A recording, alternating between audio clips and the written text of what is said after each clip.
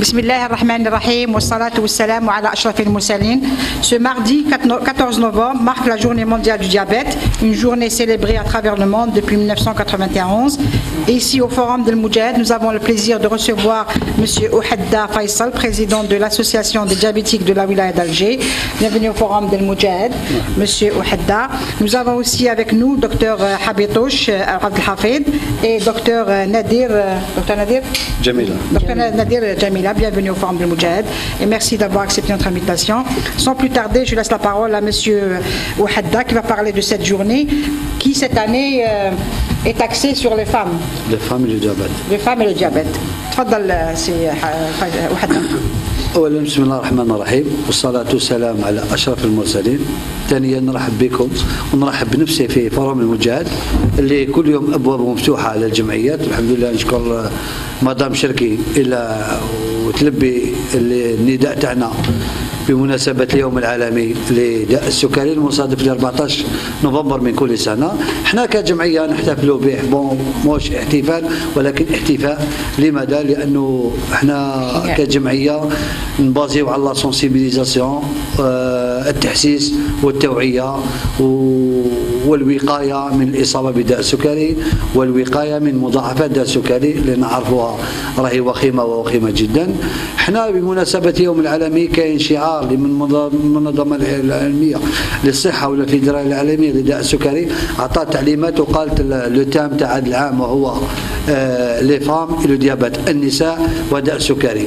لما نتكلموا عن النساء وداء السكري كاين داء السكري، كاين المرأة الحامل لو ديابات جيستاسيونيل هو المرأة الحامل اللي عندها السكري، وكاين المصابة بداء السكري وترفد. لهذا احنا قمنا بايام تحسيسيه وتوعويه اللي انطلقت يوم السبت الفارط اللي درنا يوم تحسيسي وتوعوي وابواب مفتوحه اللي استقبلنا اكثر من 1000 واحد اللي جا زارنا في الملعب 20 اوت اللي درناها بالتنسيق مع مخابر ميرك اللي قمنا بتحسيس ووقايه. كنا حضروا معنا نساء حتى نساء الماكيتات في البيت اللي كانوا داروا معنا سباق. درنا سباق كما درنا ان كورس اللي تيماجيني دوك 70 سنه 75 سنه تجري بتيشيرت ويعني الحمد لله، وكانوا دي زونفون ديابيتيك. حنا علاش درنا هكذا؟ حنا درنا ميلونج اونت لي زونفون ديابيتيك ولي نون ديابيتيك ميم لي فام لي نون ديابيتيك، وتكلمنا كان ستاف ميديكال ايكيبي كانوا دي ميدسان سبيسياليست اللي يفهموا سي كوا لو ديابيت جيستاسيونال، سي كوا لي كومبليكاسيون دو ديابيت، سي كوا لو ديابيت في حد ذاته، اللي نفهموا الناس. علاش؟ لان نشوفوا حنا لا بريفالونس دو ديابيت مش غير في الجزائر، راه في لو موند دونتي يزيد. حنا عندنا حوالي اكثر من 15000 اصابه جديده كل سنه، عندنا حوالي 17000 ارقام يعني متباينه، عندنا حوالي 12% مصابين بداء السكر على المستوى الوطني ما يعادل اكثر من 4 ملايين. عندنا لما نتكلموا على الاطفال المصابين بداء السكري حوالي 20% منهم هما النوع الاول اللي يعالجون بالانسولين، اما حوالي 80% اللي يعالجون بالاقراص. ومن بين 80% هذوما لما يعني نتكلموا على النساء وداء السكري حوالي 80% حوالي 51% من النساء، يعني رقم ماهوش بعيد بين الرجال والنساء اللي عندهم السكري، رقم يعني 1 ولا 2 يعني حوالي 4 ملايين كاين من 80% يعني النوع الثاني من 80%. لهذا نوعيو خاصة لو ديابيت جيستاسيونال اللي كاين اطباء مختصين يتكلموا فيه احسن مني في هذا المجال. لماذا؟ لانه ممكن الناس راهي تتهاون ما ماذا بينا يعني لي جينيكولوج يعني يدخلوا في هذا المضمار ولا هذا المسار تاع السكري اللي راهو يعني منتشر في كل الجزائر ماهوش غير في الجزائريين. لماذا انتشر؟ لما نتكلموا على لاجيريان حنا اون كونسوم بوكو سكر حسب يعني المعلومات الموجوده والاحصائيات الموجوده. الجزائري الفرد الجزائري ياكل 40 كيلو سكر في العام، 40 كيلو سكر في العام، والمنظمة العالمية للصحة قالت أقل من 10 كيلو في السنة. الفرد الجزائري هذا الكونسوم بوكو سكر اي دو سال. حنا واش رانا نتكلموا نتكلموا حنايا حتى على الخبز الجزائري. نحن الجزائريين ناكلوا أكثر من 67 مليون خبزة يوميا. نكونسوميو بزاف الخبز اكثر من الشينوا. لهذا ماذا بينا اعاده النظر حتى في النظام الغذائي الصحي. والاولى المسبب للامراض في الجزائر الحاجه الاولى وهو النظام الغذائي الصحي الغير صحي اللي راهو منتشر في الجزائريين. ناكلوا السكر بزاف، ناكلوا الدهون بزاف، ناكلوا الاملاح بزاف، وزيد هذا كله وعامل وهو ما نديروش لاكتيفيتي فيزيك. حنا بورنو ممكن اللي يقول لك ندخل الصباح من الدار للترونسبور يقول لك درت لاكتيفيتي فيزيك، هذيك ما هو يدير والو. راهو ماذا بينا تكون يعني حنا واش نقولوا، كنا نقولوا اللي يروح يدير لي زاري باش يلحق الخدمه يحبس الاري ولا دو زاري قبل الخدمه تاعو باش يكون عنده شويه ماشي باش ما يقولش ما عنديش الوقت، يكون عنده الوقت كي ينوض بكري يكون عنده الوقت باش يلحق الخدمه تاعو كي يحبط دو زاري افون سما تكون اون اكتيفيتي فيزيك. خاصه يا النساء الماكيتات في البيت تقول لك راني نخدم الشغل، هذيك هي الاكتيفيتي فيزيك، هذيك راهي ناقصه. ماذا بينا تخرجوا لبرا تمشوا مشي عن طريق هروله والمشي عن طريق الهروله باش تكون الاكتيفيتي فيزيك مليحه. ما تكونش حامل، ماشي المراه اللي تطلع للمارشي تجيب زوج ساشيات تاع الخضرات تقول لك هذيك هي الاكتيفيتي فيزيك، هذيك لا هذيك راهي تعب في روحها، هذيك ابار. الاكتيفيتي فيزيك لازم يكونوا يدين فارغين وتكون ماشي عن طريق الهروله كما نقولوا حنايا حاشاكم وكرمكم الله باش تعرق. لما تعرق هذاك هو البنادم اللي هذيك هي الاكتيفيتي فيزيك المنصوح بها لدى الاطباء وكل المختصين. ولما نتكلموا يعني ثاني الاملاح اللي رانا ناكلوهم بزاف، خاصة لما نشوفوا الامراض المنتشره في الجزائر كما نهضروا على سرطان الكولون اللي راهو بريمي في لاجيري. دونك الله اعلم 90% الى 100% هو منتشر من سببه هو الاكلات اللي رانا ناكلوها، خاصة اللي رانا ناكلوا عند لي فاست فود. نبداو نقصوا هاد لي فاست فود ان شاء الله. اذا بينا ناكلوا الخضروات وناكلوا اسمحوا لي وناكلوا الفواكه والنقص ماذا بينا حنايا. انا نقدر نقول لكم حاجه، الغازوز والجو 100% يسبب الامراض، ولكن كاين اللي مدمنين على لي بواسون هذوما حنا نقدروا نقولوا لهم نقصوا قدر المستطاع. حنا واش ننصحوا هو عدم استعمال اخذ هذا الغازوز والجو، ولكن كاين ناس اللي يقول لك انا ما نقدرش نستغنى على الغازوز ولا على الجو. حنا نقولوا له نقص قدر المستطاع ولا زيد له الماء، خاصة لما نتكلموا على الرجال حتى النساء ولا مدمنين على القهوه، يا نساء ولا يا رجال. على كل حال نهضروا يا نساء خاطر نساء انتم اللي تبريباريو القهوه في الدار، اشروا القهوه حب ورحوها في الدار من الاحسن لانها راهي مخلطه بالسكر اللي راهي متواجده في الجزائر، مخلطه بالسكر ونعرفوا راهي تسبب امراض خطيره مختلف سرطانات ولا حتى السكري ولا حتى الامراض الاخرى. لهذا اشروا قهوه حب، ما تامنوش اللي راهي موجوده في لي بيبليسيتي ولا. اشروا قهوه حب ورحوها انتم في الدار واعطوا لاولادكم ولا لرجالكم وراكم تشربوا راكم تشوفوا واش يشربوا، احسن ما كنت تشروها نورمال وما على بالكمش واش فيها. راهي خطر على المجتمع. كنا تكلمنا عليها عده مرات، حتى وزاره الصحه وزاره الصناعه وزاره التجاره راهي تدير في المراقبه، راهي تراقب هاد المنتجين هذوما اللي يكون خليط تاع السكر مع القهوه. باسكو دوك نفهمكم علاش هو كي نقولوا حنايا 100 كيلو تاع قهوه حب لما نرحيوها تولي 80 كيلو يروح 20%. هذاك ال 20% باش يخسرها قهوه امبوسيبل، يزيد لها السكر. قبل ما يزيد لها السكر يكون حرق السكر وحده بلوس دو 120 دوغري باش يولي ما يبانش، يحرقوه ومن بعد يخلطوه مع القهوه يعاودوا يرحيوها، يولي هذيك كراميليزي، تولي هذيك لاكريلاميد. واللاكريلاميد نعرفها مسببه للسرطانات حتى ممنوعه لكل الناس. لهذا اشربوا قهوه حب. انا بكري كنا نخرجوا من الدار نسموا القهوه من الباب تاع الدار حتى تلحق المسجد وانت تشم ريحه القهوه. دركا ولا راهو اللي راهو يشم ريحه القهوه في الطريق.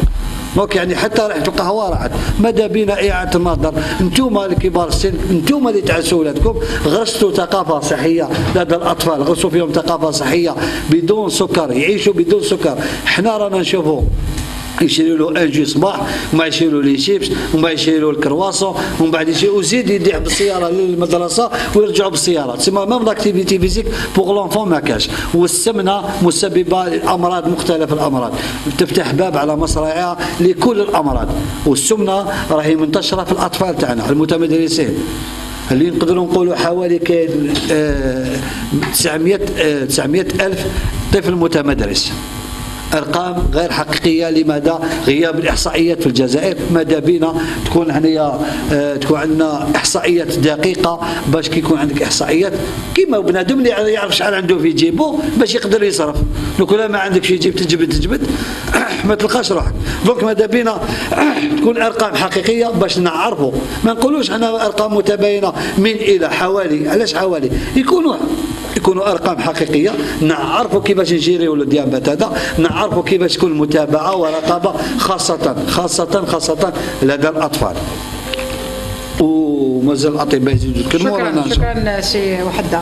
دكتور Habitouche, l'OMS a choisi cette année comme thématique le diabète et les femmes. Est-ce que l'homme et la femme sont égaux devant le diabète?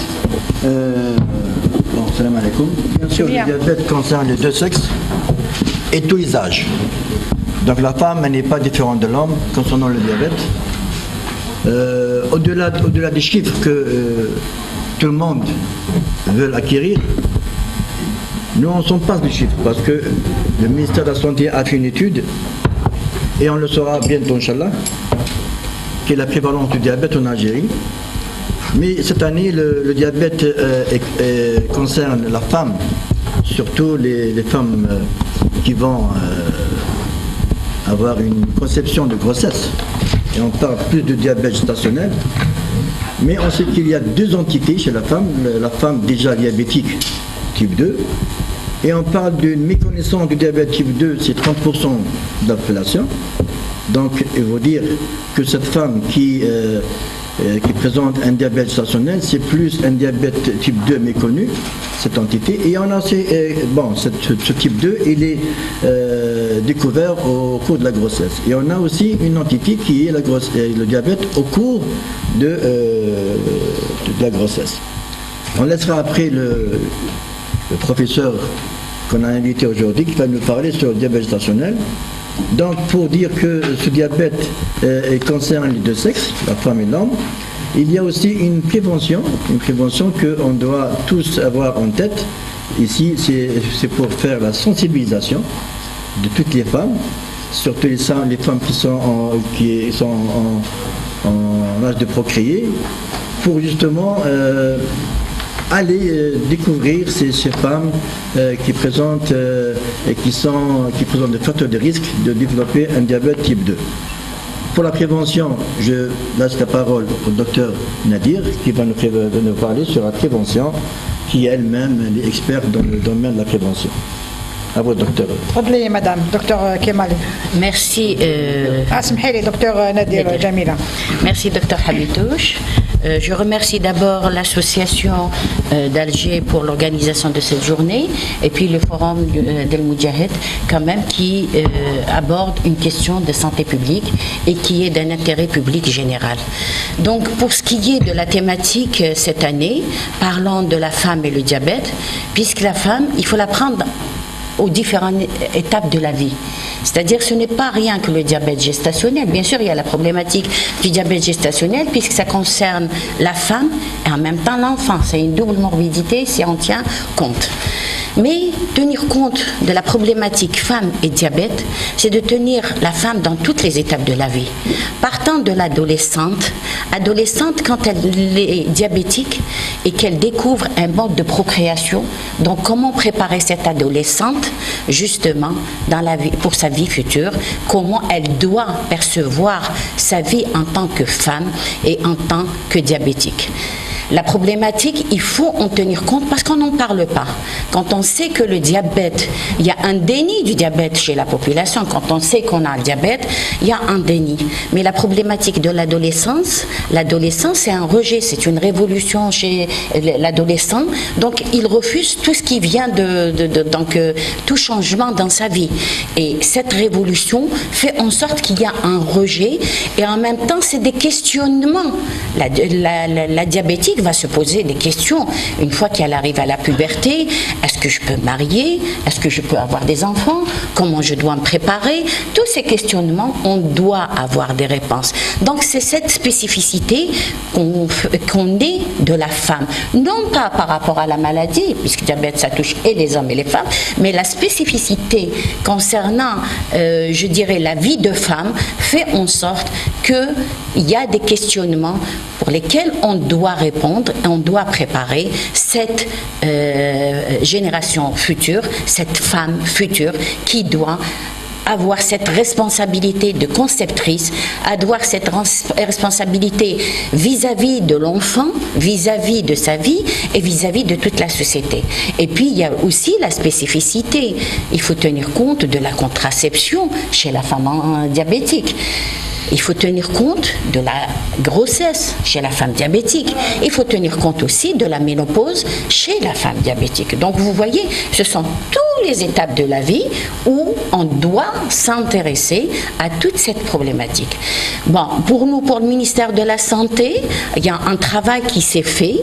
Donc il y a un guide pratique qui va, justement, on organise une réunion de consensus national pour avoir ce guide pratique qui sera le référent pour les praticiens de santé qu'ils utiliseront justement pour véhiculer des messages standardisés, faire en sorte que c'est des messages qui reposent sur des références mondiales, des réponses qui sont probantes et des réponses qui aideront cette femme dans toute sa vie pour répondre à cette problématique. Donc il est en cours d'élaboration ce guide? Il est en cours d'élaboration. Quand est-ce qu'il sera disponible? Il sera disponible le premier trimestre 2018. Donc c'est un guide, je vous ai dit, qui ciblera donc tous les praticiens de santé qui sont en structure de proximité ou bien en spécialisation. On a tendance à je dirais, au niveau je dirais, par rapport à la population, c'est qu'il y a cet oubli ou cette, je dirais, optimisation de l'utilisation des structures de proximité. Comment faire en sorte que maintenant la population puisse s'adresser aux structures de proximité qui, je dirais, qui sont les plus proches et en même temps on trouverait la disponibilité du personnel qui pourront répondre à tous les questionnements que pourrait poser la population. On a tendance d'attendre un rendez-vous de spécialisation, je dirais, qui pourrait être très long et par conséquent, la femme a je dirais, tout le temps de compliquer, d'avoir tous les problèmes et de ne pas trouver de réponse. Donc comment faire en sorte que maintenant qu'il y ait cette culture d'aller vers la structure de proximité et de trouver la réponse à son questionnement. Donc ça, c'est la stratégie vis-à-vis de la prise en charge donc, de cette spécificité femmes et diabète. Maintenant, le diabète en général, vous savez que toutes les études à travers le monde, et on sait qu'il est en progression à travers le monde, ce n'est pas rien qu'en Algérie. Vous savez que pour le diabète, d'après l'Organisation mondiale de la santé, au début, on disait qu'on arriverait en 2025, on atteindrait les 390 millions de diabétiques à travers le monde. Ces chiffres ont été corrigés en hausse pour dire qu'on arriverait jusqu'à 600 millions de diabétiques dans le monde. Le chiffre de l'OMS, il donne 199 millions de femmes diabétiques dans le monde. Donc vous voyez que le chiffre est très important. Et puis avec 2,1 millions de décès par année de femmes, seulement la cause c'est le diabète. Donc comment faire maintenant pour sensibiliser la femme à prévenir le diabète? Parce qu'on peut le prévenir. Prévenir, c'est d'éviter l'obésité avant la conception. Puisque, n'en parlons pas du diabète type 1 qui a je dirais, des origines beaucoup plus génétiques, mais le diabète type 2, on peut le prévenir. On a remarqué, ils ont fait des études où les femmes qui avaient une hygiène alimentaire et qui en même temps faisaient de l'activité physique pouvaient éviter le diabète type 2. Maintenant, si on est diabétique type 2, donc comment faire en sorte de préparer sa grossesse pour avoir une grossesse normale, puisque le risque c'est quoi? C'est cette macrosomie chez, premièrement, il y a le suivi qui doit être très rigoureux pour la femme pendant la conception de sa grossesse, pendant sa grossesse et en même temps lors de l'accouchement. Vous savez qu'on a beaucoup de mortalité maternelle et quand on a la macrosomie, ça veut dire c'est une dystocie, c'est un gros enfant. Donc la femme, lors de son accouchement, c'est un risque. Donc comment éviter ce risque? Faire en sorte que cette femme soit équilibrée. Et je pense, professeur Kemali va vous parler du diabète gestationnel. Donc éviter pendant l'accouchement, voir des enfants quand même à des poids où on éviterait les dystocies. Donc c'est une façon de prévenir toutes les complications pendant l'accouchement. Deuxième problème, c'est aussi cet enfant, quand il naît d'une femme diabétique, il y a le risque d'hypoglycémie à la naissance. Et le risque d'hypoglycémie peut donner des lésions cérébrales chez l'enfant et peut même avoir une mortalité néonatale précoce. Donc comment aussi accompagner justement pendant l'accouchement cette femme enceinte. Donc il faut qu'on aille vers cette organisation et cette approche pluridisciplinaire que finalement la femme enceinte diabétique doit être vue par une équipe de gynéco, d'endocrino, avoir le pédiatre. Donc cette approche pluridisciplinaire pour mettre la femme dans des conditions favorables et éviter toutes ces complications. Je pense déjà qu'on a le premier guide qu'on a élaboré en 2005 pour la prise en charge du diabète en général, avec toutes les spécifications, et le dernier guide qu'on a fait en 2013, c'est le guide diabète qui a été actualisé en fonction des recommandations internationales, et c'est un guide qui est référent pour la formation des médecins, pour le référent pour la prise en charge et en même temps du diabétique et spécifiquement du diabète gestationnel. Je parle aussi, c'est juste pour corriger, pour ce qui est de nombre d'enfants diabétiques, c'est pas 20%, mais c'est 20 pour 100 000 habitants, pour 100 000 enfants. C'est ça, le diabète type 1 est moins fréquent que le diabète type 2, mais seulement la problématique qu'on commence à avoir maintenant, et les spécialistes pourront vous confirmer, c'est qu'on voit le diabète type 2 à un âge très précoce. On a des 18 ans qui font un diabète type 2 alors qu'on ne voyait pas cette problématique avant. Et tout ça est lié aux conditions de vie, au mode de vie, à l'alimentation. Tous ces aspects, il faut qu'on les aborde dans une approche multisectorielle, et en même temps, il faut qu'on instaure aussi l'éducation thérapeutique maintenant, qui est un acte médical indispensable pour éduquer le malade et faire en sorte qu'il soit acteur de sa santé, qu'il puisse se prendre en charge et cultiver cette responsabilité individuelle vis-à-vis de la santé de l'individu. Donc moi, ce que je voulais dire, c'est que c'est une thématique vraiment très importante concernant la femme et le diabète. C'est une thématique qui est spécifique à la femme par rapport aux conditions de vie, par rapport aux étapes de vie, et que le diabète doit être approché, je dirais, de façon intégrée et globale, avec une prise en charge, je dirais, multisectorielle dans le cadre de la promotion de la santé et la préservation de la santé. C'est une prise en charge multidisciplinaire qui ne concerne pas rien que l'endocrino, mais c'est toutes les spécialités qui doivent se mettre ensemble pour avoir une meilleure prise en charge, et en même temps cette responsabilité individuelle pour justement prévenir sa santé et en même temps se prendre en charge. Voilà ce que je tenais à dire. Je vous remercie. Merci, docteur Nadir. Docteur Nadir, vous avez dit tout à l'heure qu'il y a beaucoup de questionnements autour de cette maladie. Est-ce que tous les médecins sont en mesure d'apporter des réponses? Un médecin généraliste, par exemple, peut donner les réponses aux malades? Bien sûr que peut-être il peut donner une réponse, je dirais, de façon générique, puisque ça a été dans le cursus de formation. Il est formé justement pour... Il est formé, mais pas de façon, je dirais, plus développée concernant toutes les nouveautés. Vous savez, la médecine, c'est pas une science exacte, mais toujours est-il qu'il y ait des nouveautés. Il y a donc des recommandations internationales chaque fois en fonction des études qui sont menées et développement de la maladie. Et je pense le fait qu'on a sollicité des experts pour élaborer ce guide, pour justement accompagner ces médecins, instaurer cette formation continue et faire en sorte qu'ils aient les compétences pour répondre à ces questions-là. Est-ce que les enfants d'une mère diabétique sont forcément des diabétiques ou vont le devenir?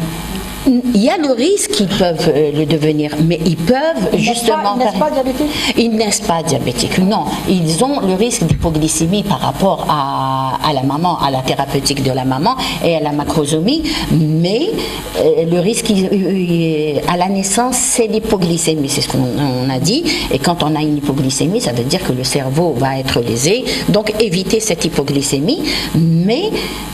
Il y a une possibilité qu'il puisse devenir diabétique puisque la maman est diabétique, comme il peut ne pas être diabétique si on a une hygiène de vie et on n'est pas les facteurs génétiques pour devenir diabétique.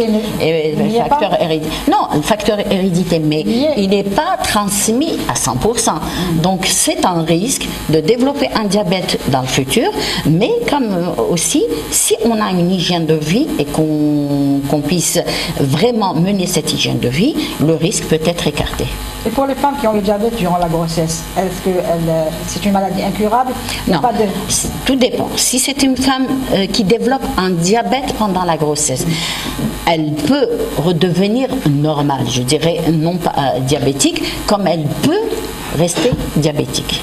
Donc c'est un risque aussi de devenir diabétique, comme il se peut que le diabète gestationnel régresse, c'est-à-dire le diabète régresse après l'accouchement et la femme redevient normale, mais cela ne l'empêche pas dans les années à venir de devenir diabétique s'il n'y a pas cette hygiène de vie et cette prévention auparavant. Merci docteur Nadir. On parle de prévention, docteur, oui, monsieur Hadda. Docteur Kemali. Appelez docteur Kemali. Docteur Kemali. Sinon, le docteur Habito, je traite la prévention. Bon, puisque on parle du diabète chez la femme, donc on sait qu'il y a deux entités chez la femme. Il y a le diabète type 2 qui existe chez la femme. Et ça, quelle que soit la prise en charge de cette malade, elle est concernée comme l'homme. Donc la prévention et le traitement, ça concerne les deux sexes.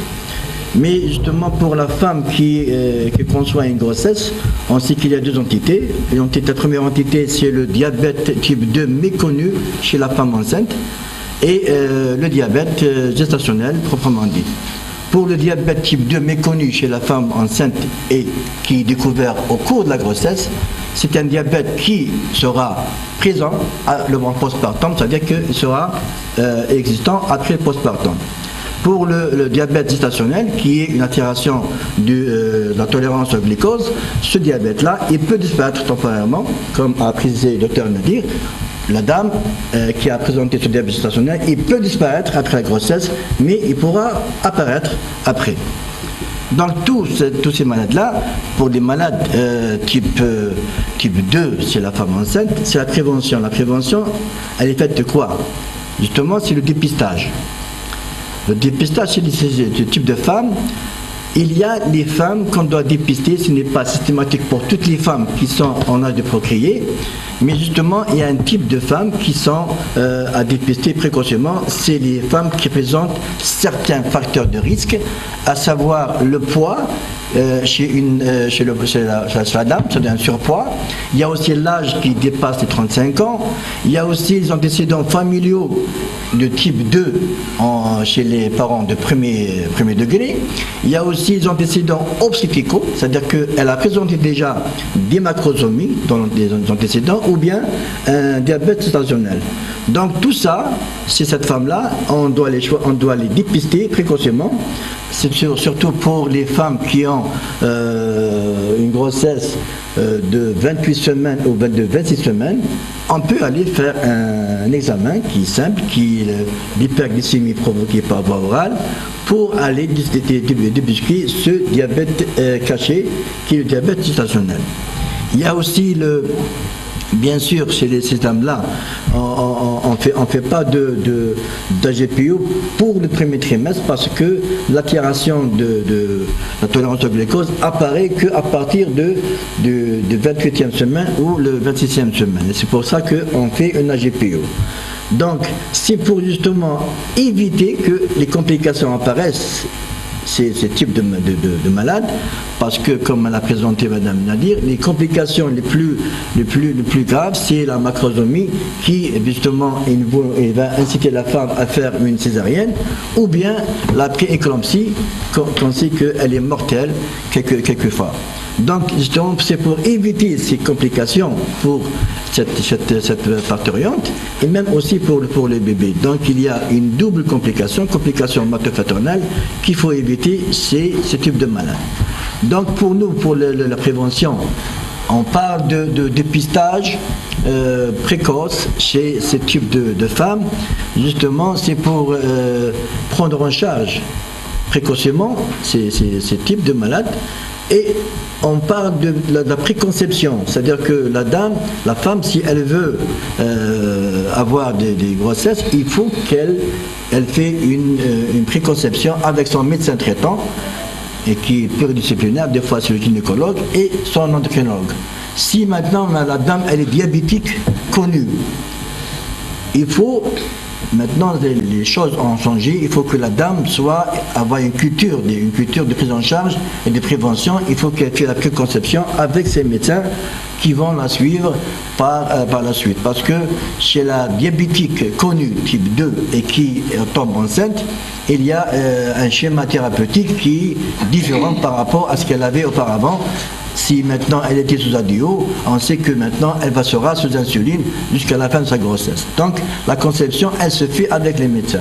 Maintenant pour la grossesse gestationnelle, donc elle n'est pas au courant de son diabète, il y a des facteurs qui prédisposent et qui nous amènent la parturiente à aller vers son médecin traitant pour justement se dépister et pour découvrir ce diabète.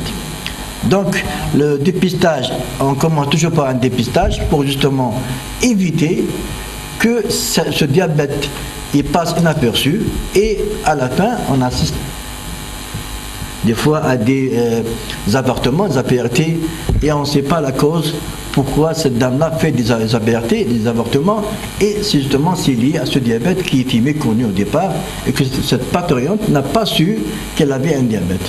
Par expérience, on a reçu une dame... C'est un gynécologue, alors, à qui? Gynécologue, je ne sais pas maintenant. On a reçu une malade qui a fait 5 fausses couches. Elle ne savait pas qu'elle était diabétique. Le médecin ne cherchait pas. Est-ce que maintenant le médecin a omis de lui faire un dépistage? Maintenant, parce que le dépistage, s'il est précoce, elle n'aura pas ses APRT. Justement, ce qu'on a fait, nous, à la maison diabétique, on a pris cette dame-là, on a lui a fait un bilan, et elle était diabétique. Donc, les 5 fausses couches qu'elle a faites, c'est dû à son diabète. Et heureusement, l'année qu'on l'a pris en charge, elle a eu son petit gosse normal, parce qu'on l'a pris en charge à temps, on l'a insuliné, et alhamdoulilah, elle est arrivée à terme. Donc c'est ça le rôle du dépistage et de la prévention. Nous, maintenant, on est en train de sensibiliser. Il faut avoir une culture de sensibilisation. Il faut d'abord commencer par les médecins, sensibiliser les médecins, puisque ça maintenant, joue pas le jeu. Sensibiliser, nous qu'on doit sensibiliser, bien sûr, on doit sensibiliser nous-mêmes pour sensibiliser des malades. Bien sûr, il faut être maintenant dans le domaine, il faut être maintenant formé pour justement sensibiliser. Mais chaque femme qui a une préconception ou bien dès le début de la grossesse, elle subit un bilan. Bien Toutes sûr. les femmes. Donc, sincèrement, omettre ou ne pas faire le diagnostic au début, ça pose vraiment problème. Là, il faut quand même voir l'interprétation des bilans, ou peut-être... Pas normal. Voilà, ça ne s'explique pas rien que par le diabète, je pense. Il faut chercher d'autres causes. Hein. Mais je pense que Zaza pourrait nous répondre, professeur Kemali, pour cette problématique, qui est, elle, spécialiste en endocrino et qui pourra nous donner la réponse à cette question-là. Elle peut répondre. Si vous permettez, on prend les questions de nos amis journalistes. Oui, faites-les, madame. En fait, je vais rebondir sur la question. Comment faire justement pour ne pas passer à côté de ce diagnostic? Mais le diagnostic, je vous ai dit que dans le cadre de la formation, la formation du médecin, je dirais le cursus initial, mais la formation continue, il y a tout un programme, même dans le cadre de la lutte contre la mortalité maternelle, de faire en sorte qu'il y ait ce diagnostic précoce. Donc le test de Sullivan, dont il en parle, c'était la recommandation au début. Maintenant, on fait avec d'autres tests, l'hémoglobine. Donc, il y a d'autres tests qui nous permettent de faire le diagnostic pendant la grossesse. Et maintenant, on demande à ce qu'il y ait un dépistage juste au premier mois de conception. Lorsqu'on fait la première constatation de préconception, lorsqu'elle va chez le gynécologue, pour faire justement son bilan. Et c'est le gynécologue là qui va demander son bilan de préconception. C'est-à-dire qu'elle va faire le premier bilan à la première visite chez le gynécologue. Et c'est ça le dépistage. Donc je ne pense pas que le gynécologue va omettre de donner ce type d'examen. Ne serait-ce qu'une seule glycémie.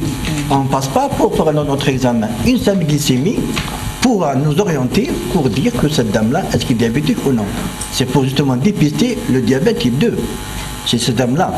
Parce que le vrai dépistage d'une grossesse gestationnelle, c'est à partir de la 24e semaine à la 26e semaine. Mais déjà, à la première consultation, on doit faire un petit bilan. Un seul bilan, c'est la glycémie à jeun. Et c'est là, elle va nous orienter vers la pathologie. Et qu'en est-il pour les...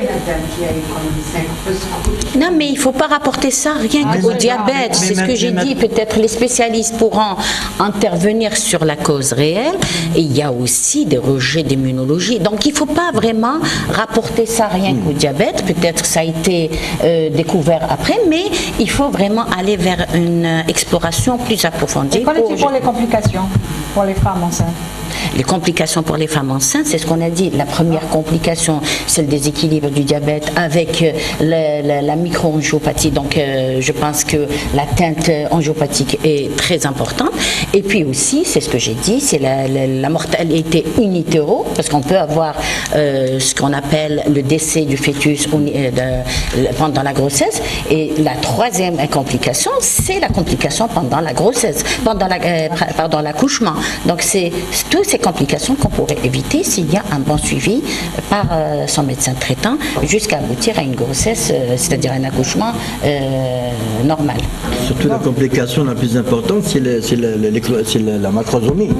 Et après, c'est l'éclampsie, bien sûr. C'est deux grandes complications qui surviennent chez la femme enceinte qui présente un diabète.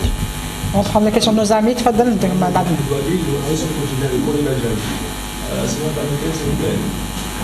que les femmes diabétiques déjà pris en charge, sans diabète, peut se développer également? Répétez s'il vous plaît. Les femmes déjà pris en charge, sans diabète, peut se développer encore. Non. Je n'ai pas compris. Si elle est diabétique, donc ça y est, elle est diabétique. Il ne peut pas se développer pendant la grossesse. Elle est diabétique. Elle a le statut du diabétique. Elle a un profil diabétique. Maintenant, est-ce que vous voulez poser la question en disant une femme qui n'est pas diabétique, elle peut développer un diabète pendant la grossesse? Oui. C'est ça la question. Celle qui était diabétique, elle restera diabétique pendant sa grossesse. Donc elle aura la prise en charge diabète et grossesse. La femme diabétique, si elle a une grossesse, il y a le changement de sa prise en charge thérapeutique. Le diabète, c'est l'adaptation. Elle est déjà diagnostiquée diabétique, type 2, bien sûr. Maintenant, si elle a une grossesse, on va lui changer sa prise en charge thérapeutique. Si elle était sous ADO, ce médicament, on va arrêter les comprimés et on va la mettre automatiquement sous insuline. Toutes les femmes passent en insuline. Donc, toutes les femmes passent en insuline. Et on va l'accompagner jusqu'au terme. Ah, d'accord. Tandis que le diabète qui apparaît pendant la grossesse, et cette dame-là ne le connaissait pas, c'est ça que le drame va être par la suite, si elle est méconnue, elle va en arriver aux complications. Les gros bébés à 4 kg, à 4 kg et demi, et c'est là qui va entraîner des césariennes. Donc, cette dame-là, il faut qu'on doit la dépister. Le gynécologue, déjà, à la première consultation de cette parturiente, elle va demander un bilan. Elle demande une glycémie. Si maintenant elle est positive, à la 24e semaine ou à la 21e semaine, on lui fait un examen spécial, enfin pas spécial, si l'hyperglycémie est provoquée, et c'est à partir de ce bilan qu'on va déterminer le diagnostic de grossesse gestationnelle. Et on va entamer après avec elle une approche thérapeutique, soit un régime, soit une insulothérapie pour l'accompagner jusqu'à terme. Est-ce Donc il y a deux entités. Est-ce qu'il y a une prise en charge psychologique? Parce que tout à l'heure, vous avez parlé de deux nids de la maladie. Est-ce qu'il faut une prise en charge psychologique pour ces femmes?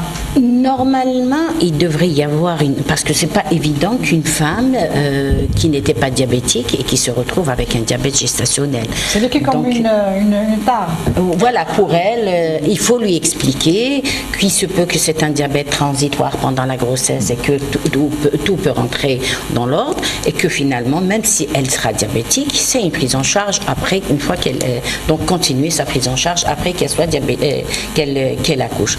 Mais l'accompagnement psychologique, il est indispensable au début pour justement l'acceptation et être dans une grossesse, je dirais, suivie de façon régulière.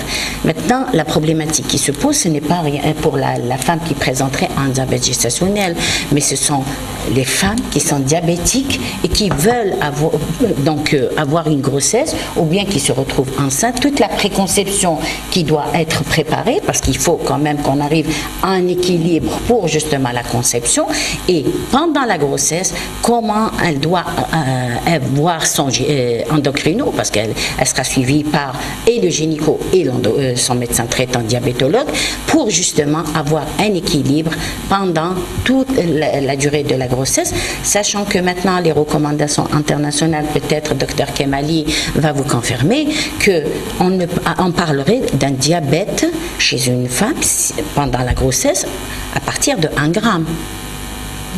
Donc vous voyez que les recommandations ne sont plus comme une personne normale où on parlerait d'un diabète à partir d'1,26 gramme. Donc il faut vraiment que pour ce qui est du diagnostic, il y a une précision et je pense, je ne voudrais pas empiéter sur l'avis des spécialistes, mais c'est de dire qu'il y a des recommandations maintenant qui sont, je dirais, très rigoureuses par rapport au suivi de la femme pendant sa grossesse et sa glycémie qu'il faut tenir compte durant toute la grossesse, parce qu'il y a une répercussion et sur la femme par rapport à une décompensation, je dirais, de son diabète et une répercussion sur les fœtus et par conséquent le nouveau-né. Donc c'est deux entités qui sont, je dirais, ciblées par la maladie pendant cette phase-là. Docteur Habetosh, une question. De par de votre expérience sur le terrain, comment réagissent ces femmes et surtout le conjoint? Comment ils réagissent face à cette maladie? Pour le diagnostic, je reviens à votre question. Pour le diagnostic du diabète, on sait qu'il faut avoir 1,26 gramme deux fois, à 2 fois pour déterminer que c'est un diabète. Chez la femme enceinte et qui a un diabète, c'est tout à fait différent. Les valeurs, elles sont en baisse. On parle de 0,92, le diagnostic de diabète gestationnel. Et l'objectif, il faut avoir 0,95 à jeun. Et en postprandial, en temps normal, un diabétique normal, c'est 1,45 gramme. Chez la femme enceinte qui a un diabète, c'est 1,20 gramme. Donc vous voyez que les valeurs sont en baisse par rapport à un diabète normal. Pour revenir à la question du conjoint par rapport on a reçu des malades avec leur conjoint, surtout c'est pour l'insulinothérapie qu'on doit donner pour cette dame. C'est la femme qui refuse des fois, enfin, elle ne refuse pas parce que c'est une réalité qu'elle doit la prendre encore en compte, mais le mari, parfois il est un peu brusqué, il est choqué lorsqu'il sait que sa femme elle est diabétique pendant sa grossesse. Je ne parle pas d'âme ni d'une femme diabétique auparavant. Je parle de diabète qui est découvert lors de grossesse.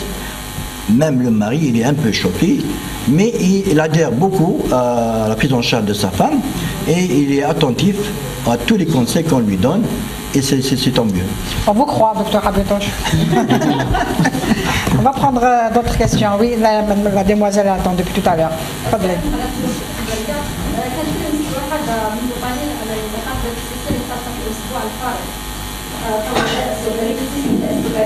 أظن أنه يعني بالنسبة للأطفال وهذا الأطفال المدرسين في المؤسسات التربوية يعني مصابين بالسن 1 وبالسن 2 وهناك برنامج نظرا لخصوصية هذا المرض وهذه الفئة أن هناك برنامج بين وزارة التربية ووزارة الصحة فيما يخص البريز والشارج والوقاية وحتى تشخيص المرض داخل المؤسسات التربوية.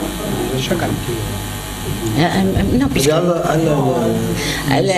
le ministère de la Santé avec l'enseignement, l'éducation nationale, vous savez qu'on a le programme de santé scolaire, donc les UDS au niveau des écoles. Donc pour ce qui est du diabète, le dépistage il se fait systématique chez les enfants, mais il faut tenir compte d'une chose. Pour ce qui est du diabète type 1, je vais vous dire, il y a certains parents qui ne veulent pas déclarer à l'établissement que leur enfant, surtout quand c'est des filles, on a toujours cette tendance, ils ne veulent pas déclarer que leur enfant est diabète type 1 et par conséquent, ils gardent ça, je dirais, en confidentiel avec l'établissement. Donc, puisque l'enfant est suivi par son médecin traitant. Le rôle du médecin de l'UDS n'est pas la prise en charge de l'enfant diabétique, mais c'est un rôle de dépistage et de suivi. Maintenant, si les parents souhaitent que leur enfant soit suivi par le médecin de l'UDS, il peut prendre cette...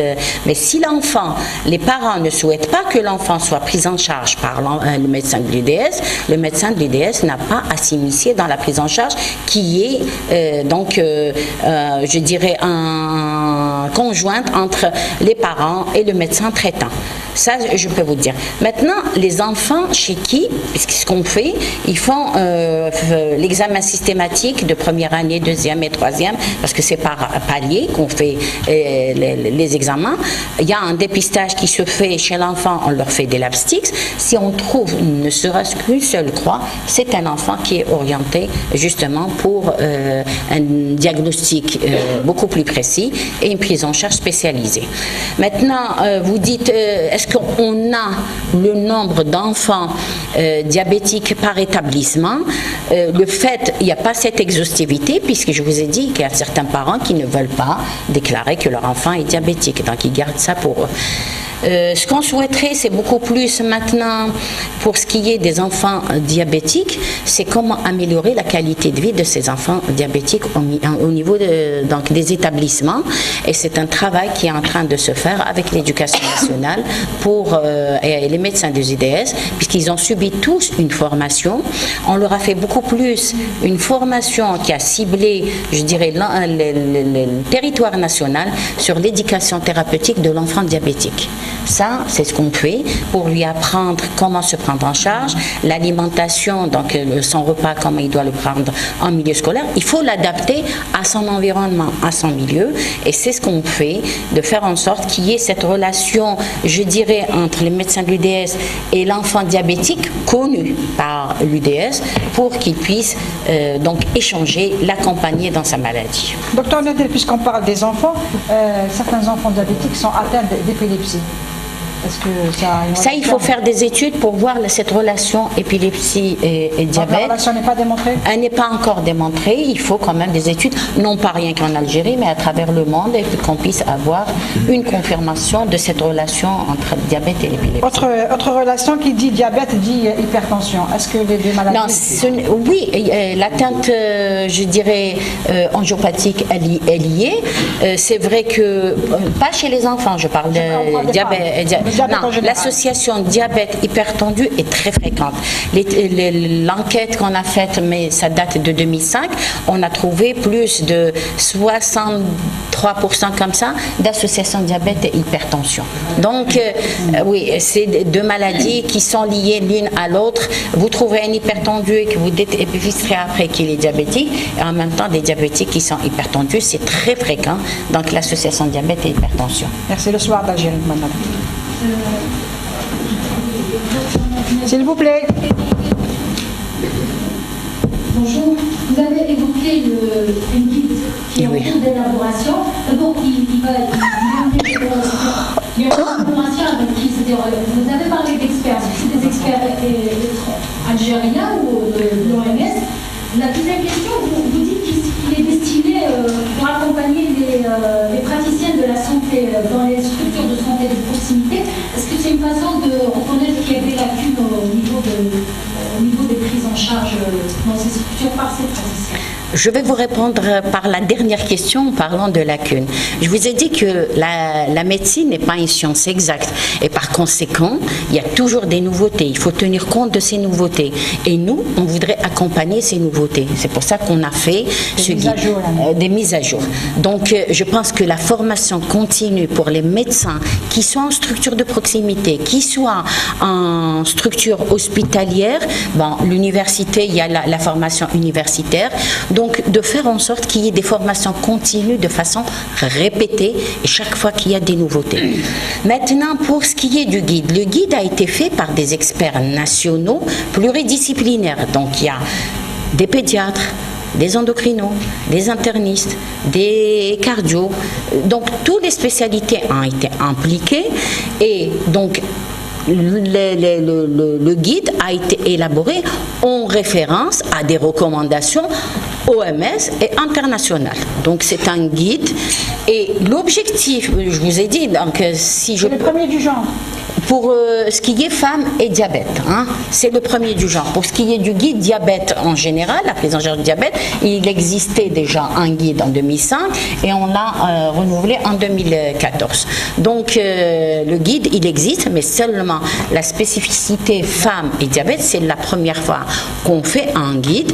Et c'est un guide, je vous ai dit, d'accompagnement, je dirais, pour justement la prise en charge de ces femmes en structure de proximité et même au niveau des structures hospitalières.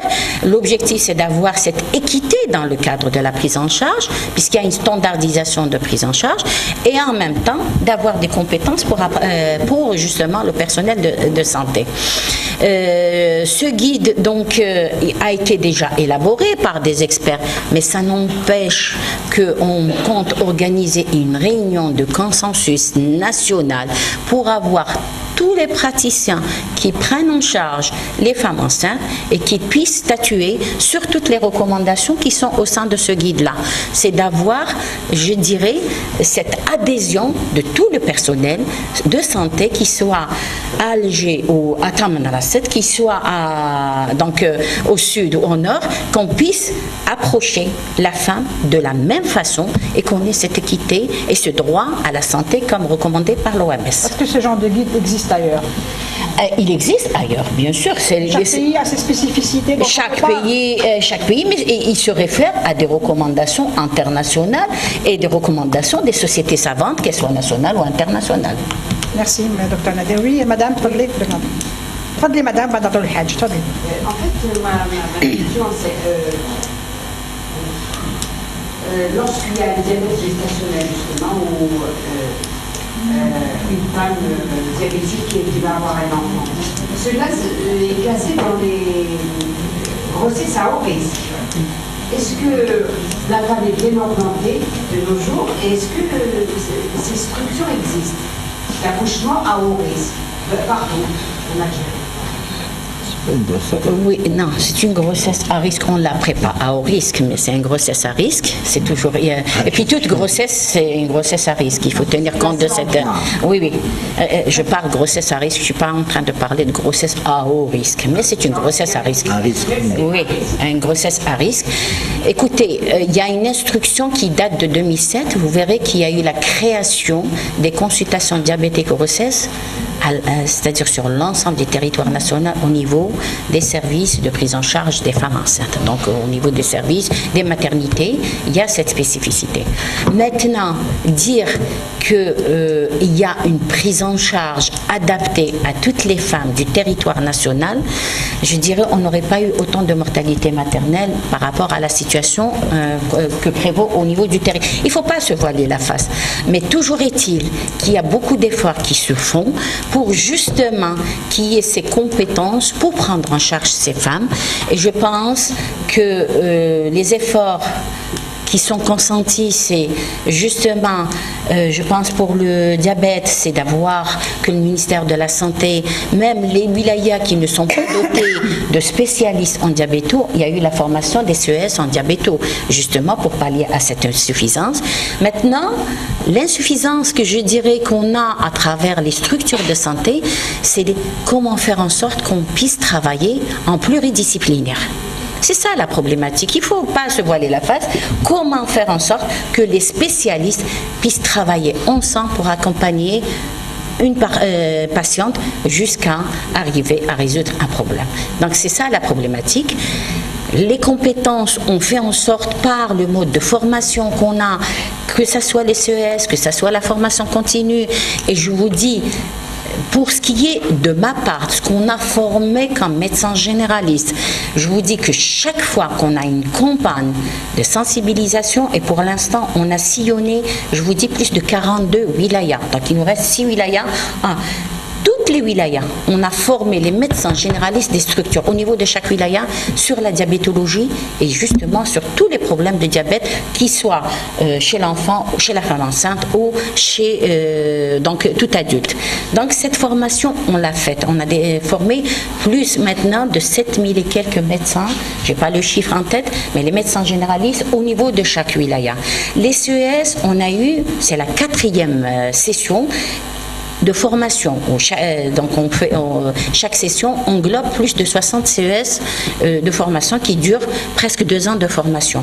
Donc, pour répondre à cette problématique, je parle du diabète, peut-être les autres problèmes, on en a. Mais pour le diabète, il y a des efforts qui sont consentis par les pouvoirs publics à ne pas ignorer ou négliger. Et je pense de l'avis même puisque même, on a créé même des structures, ce qu'on appelle intermédiaires, on appelle des maisons diabète par défaut, mais maison diabète par définition, c'est une école du diabète où on pourrait trouver toutes les informations, mais nous, c'est devenu des structures, je dirais, pluridisciplinaires pour répondre dans le cadre de l'approche de proximité à la problématique du diabète. Donc, des efforts, il faut toujours encore en faire pour justement vous venir à bout, je dirais, de cette pathologie qui est en expansion à travers le monde et encore plus avec les pathologies maintenant. L'avantage qu'on a, c'est que, je vais vous dire, on ne réduirait jamais dans le court et moyen terme le nombre de diabétiques. On aura encore plus parce que les stratégies de dépistage vont faire en sorte qu'on puisse extirper les méconnus pour les mettre dans les structures de santé et les prendre en charge. Ça veut dire qu'on aura plus de diabétiques.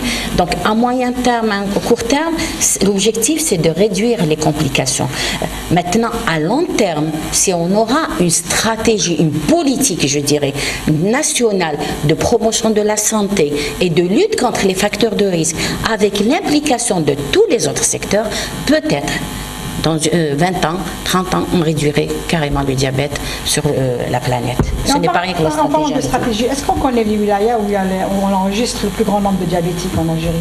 On a, je vais vous dire, pour ce qui est de diabète type 2, il y a une étude qu'on vient juste de lancer, c'est l'étude Stepwise de l'OMS sur l'évaluation des facteurs de risque et des maladies non transmissibles. C'est une stratégie qui a été, je dirais, c'est une étude qui a été faite dans 180 pays et l'Algérie s'y est inscrite pour justement mener cette enquête. On l'a terminée sur le terrain. On est en phase de consolidation des données et je pourrais, puisque là c'est une enquête qui a ciblé 7500 ménages à travers le territoire national où il y a eu quand même un questionnaire justement pour avoir, je dirais, le profil de mode de vie du citoyen algérien. Il y a eu aussi des examens physiques, mesure de poids, de la taille et en même temps de la pression artérielle. Il y a eu des examens biochimiques qu'on a fait à l'ensemble des personnes enquêtées, la glycémie, l'hémoglobine glyquée, le bilan lipidique. Donc ça va nous renseigner justement sur, je dirais, la prévalence du diabète et par conséquent la prévalence du diabète au niveau de chaque wilaya. Donc il faut attendre peut-être début janvier. Il y aurait un registre comme c'est le cas pour le cancer. On ne peut pas faire pour le diabète, je vais vous dire pourquoi. C'est à travers le monde où on dit le diabète type 1, parce que là c'est les personnes qui ont eu la première injection d'insuline, on peut les porter sur un registre et là on pourrait les comptabiliser. Par contre pour le diabète type 2, la problématique qui se pose, c'est que c'est une personne qui va venir peut-être, on pose le diagnostic, on va lui dire que vous êtes diabétique. Donc peut-être qu'elle est portée sur un registre, on n'a pas un identifiant national, donc on peut avoir des redondances. Nos malades papillonnent d'un service à un service, donc chaque service peut les déclarer. Et deuxièmement, c'est une malade qui va vivre le déni de la maladie, elle ne vient pas. 7 ans après, elle va venir et elle fait en sorte comme si qu'elle découvre son diabète la première fois. Donc, tout ça ne peut pas nous permettre d'avoir un registre de façon exhaustive du nombre de diabétiques en Algérie. Ce qui est recommandé par l'Organisation mondiale de la santé, c'est justement de faire ces études, c'est des enquêtes ponctuelles qui pourraient à un moment donné nous donner une cartographie du diabète à travers donc le territoire national. Et cette enquête qu'on a faite, l'étude Stepwise de l'OMS, donc les résultats, ils vont être publiés normalement d'ici janvier. On est en phase d'analyse, on vous donnera les résultats. Ça a touché donc les 48 wilayas du territoire national et donc on aura quand même une prévalence nationale et une prévalence par wilaya. Pour rester dans les statistiques, docteur Nadir, tout à l'heure vous avez avancé le chiffre de 2,1 millions de décès à travers le monde. Et qu'en est-il pour l'Algérie? On ne dispose pas de statistiques là aussi? Écoutez, les causes, maintenant il y a ce qu'on appelle un audit des causes de décès et vous savez qu'il y a l'institutionnalisation d'une commission et chaque décès maternel, il y a une équipe d'experts, de spécialistes qui se déplacent pour justement faire l'audit et avoir la cause de décès. Et puis il y a aussi le registre des causes de décès. Je vous dis que au jour d'aujourd'hui, donc il y a un travail qui se fait en multisectoriel puisqu'on sait qu'au niveau des APC, à un certain moment, on a accepté d'avoir la cause de décès sur une ordonnance, alors qu'il y a un formulaire qui est, je dirais, spécifique, qui soit renseigné par le médecin lors du constat de décès. Et aussi, on a cette insuffisance où on écrit toujours cause de décès arrêt cardiaque. Est-ce qu'il y a une personne qui ne meurt pas d'arrêt cardiaque? Et donc, on refuse aussi l'autopsie. Ce n'est même pas question d'autopsie. Il faut d'abord les décès naturels, qu'on a les décès, et qu'on puisse identifier la cause. Là, on trouve sur les certificats, je vous dis, ordonnance, ce n'est même pas le formulaire qui est spécifique aux causes de décès, et l'état civil accepte pour l'énumération voilà. Et c'est ce travail-là qu'on a fait. Il y a un décret qui a été promulgué, c'est en février 2016, justement, pour institutionnaliser et instaurer ce formulaire à l'ensemble des collectivités locales de l'état civil pour justement qu'ils puissent être renseignés avec 2 volets. Un volet qui est destiné à l'état civil et un volet qui est destiné à la santé. Et on espère avoir vraiment les causes de décès parce que c'est à travers l'analyse des causes de décès qu'on saura s'il y a décès de femmes, combien de femmes par diabète, combien de femmes par hémorragie, et là on aura. Mais les audits de décès nous donnent déjà... Ça rendra un grand service aux sages-femmes. Aux sages-femmes, à tout le personnel, pour justement, maintenant, quand on sait qu'il y a un audit des décès, je pense que ça va aussi stimuler pour qu'il y ait une meilleure prise en charge des femmes et des parturientes. Merci دكتور نادية. مش عارفه كاين اسئله ناخذ الزميل وبعد الحاج باش نكمل معاك الحاج. روح يا تفضل روح بغياب مع الحاج تاج. صحابكم اجر كبير كي تفهموا المرض هكذا تعاونوهم. انا اللي تكتبوا لي سوا دابور اسكي ليريتيتير او با الديابيتيك هذاك اسكي لي غيريسابل افيك ان سيرتان تريتمون او نون ادي اسكي يا ان كلمه كي جو là-dedans. Parce que moi, ça m'est arrivé, مرتي رايت في البيتو لحقت حتى دوزت مع الميدسان تريتون ديالها. لحبت تعطيني لوردونونس راه قالت لي لانسيول ديريكت. وعلاه يا دكتور ولا هكذا لانسيول انا نديبلاسي هكذا قالت لي خلاص لانسيول. قلت له والله ما لا لو كنت تموت غدوه ما تجيو فيها لي لانسيول هذا.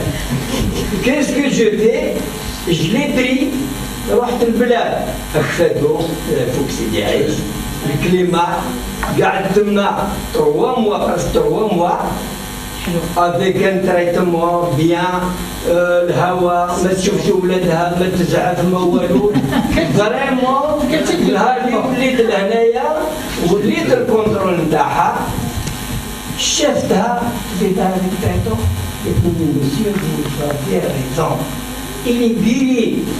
راهي تري بيان للان راهي تري بيان تروح انت تريتمون مي الحمد لله راهي تاكل السكر راهي تاكل لا باتيسري الحمد لله سير يلا الحاج ناخذوا السؤال تاع الزميل نعم Vous intervenir Non, monsieur. Vous l'intervenir, madame Vous l'intervenir Oui.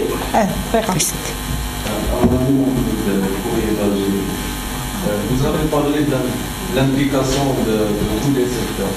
Est-ce qu'il y aura-t-il vous pouvez parler du rôle du ministère du Commerce concernant la lutte contre Et la publicité aussi. Qui oui, non, je vais répondre parce que quand même, il faut reconnaître, je vais vous dire, dans le cadre du plan national multisectoriel de lutte contre les facteurs de risque, vous savez qu'il y a eu institutionnalisation d'une commission multisectorielle par décret. Donc, elle a en 2015, c'est une commission qui est multisectorielle où 15 secteurs siègent.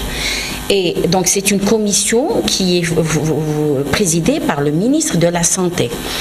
Donc depuis, si vous tenez compte du plan national, il y a l'axe stratégique promotion de l'alimentation saine.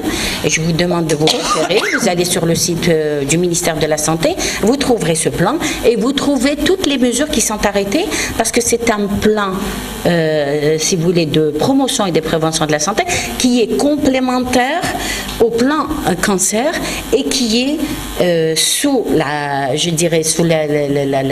l'égide de Monsieur le Président de la République.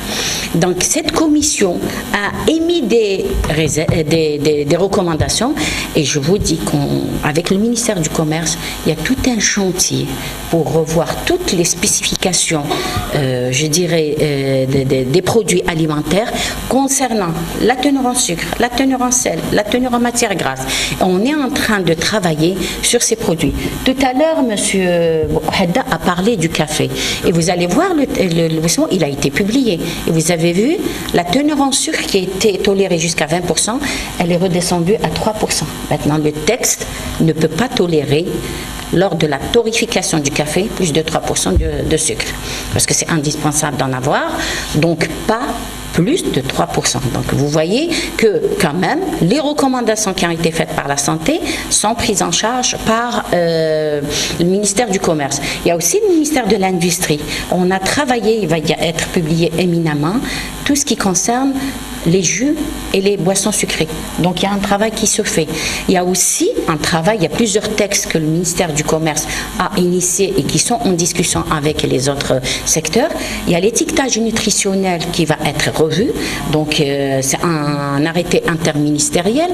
Il y a aussi tout ce qui concerne, les produits de large consommation. Il va y avoir une révision par rapport à la spécification technique des beurres, margarines et des huiles. Il y a aussi, concernant tous les produits, chocolat, biscuiterie, et donc tout ce qui est de consommation large, il y a un texte qui est même les confitures, il y a un texte réglementaire qui va être éminemment proposé à SGG justement pour sa promulgation. Donc il y a un travail qui se fait dans le cadre multisectoriel, je ne peux pas le nier. Et non, la contrefaçon, c'est autre chose. Qui en est des spécifications qui obéissent aux normes internationales, les normes codex, parce que maintenant, il y a des normes qui sont à travers le monde, qu'on puisse s'aligner aux normes. Je vais vous dire, je prendrai les boissons sucrées, puisqu'on en parle, et je prendrai. Il y a certaines boissons sucrées, je vous dis, où la norme est dépassée presque de 60 à 70%. Donc, est-ce que vous trouvez qu'on puisse doubler, tripler le sucre dans une boisson sucrée, sous prétexte que les Algériens aiment le sucre? Et ça, c'est une illusion qu'on a fait faire comprendre aux Algériens, qu'on s'est habitué à ce sucre, on ne peut pas s'en passer. Donc ce qu'on a fait en sorte que c'est pas rien que les textes qui pourront régler le problème, mais c'est l'adhésion aussi des producteurs et je pense avec certains... Voilà, et il faut qu'on ait cette adhésion, je dirais, du citoyen. C'est ce que j'ai dit depuis tout à l'heure. On ne peut pas imposer comme ça des lois et après après on n'arrive pas à mouvoir les moyens de contrôle et de mise en œuvre. Donc il faut aussi sensibiliser, je dirais, les industriels, les producteurs, pour que eux-mêmes adhèrent. La société civile, elle a un rôle. Il faut qu'on... Il faut rendre hommage aux associations de protection de consommateurs. Voilà, la production de consommateurs. Il faut qu'on travaille tous ensemble pour arriver à ces normes. Oui, madame, Fadli. Je suis Dr Bessa Sobeida du laboratoire Merck. Je tiens à préciser que nous sommes partenaires avec l'association des diabétiques d'Alger, dont le président est M. Okeda. Je vous remercie pour cette invitation. Je tiens à préciser que les campagnes de sensibilisation sont un événement très très important. Pourquoi nous sommes engagés avec l'association? Parce que le laboratoire Merck a 60 ans d'expertise dans le diabète. C'est un laboratoire qui a été fondé en 1668, donc 350, c'est le plus ancien laboratoire pharmaceutique et chimique. Nous avons organisé avec l'association le 11 novembre, au stade du 20 août, une journée de sensibilisation au grand public qui vise à mettre en avant l'importance des mesures hygiéno-diététiques pour justement que le malade prenne conscience qu'on peut prévenir le diabète aujourd'hui et on peut le maîtriser. Comment? C'est lui donner des conseils, le prendre en charge par rapport à son hygiène de vie, manger moins de sucre, bouger plus, faire du sport si c'est possible. Si c'est pas possible, faire au moins de la marche, 30 minutes 3 fois par semaine. Ça a un effet bénéfique prouvé sur la prévention du diabète. L'objectif aussi de cette journée de sensibilisation qui a eu lieu le 11 novembre, c'est encourager à améliorer la santé en Algérie. Et nous sommes engagés en qualité de laboratoire Merck à lutter contre le diabète, à le maîtriser, à mieux le connaître, à faire des échanges avec le grand public, des informations justes pour qu'il le maîtrise mieux et qu'il vive mieux. Et l'objectif final et, je dirais, primordial, c'est d'améliorer la qualité de vie des diabétiques. Parce qu'on peut vivre normalement si on est bien pris en charge et bien conscient des mesures hygiéno-diététiques. Voilà. Et je vous remercie. Merci. Merci.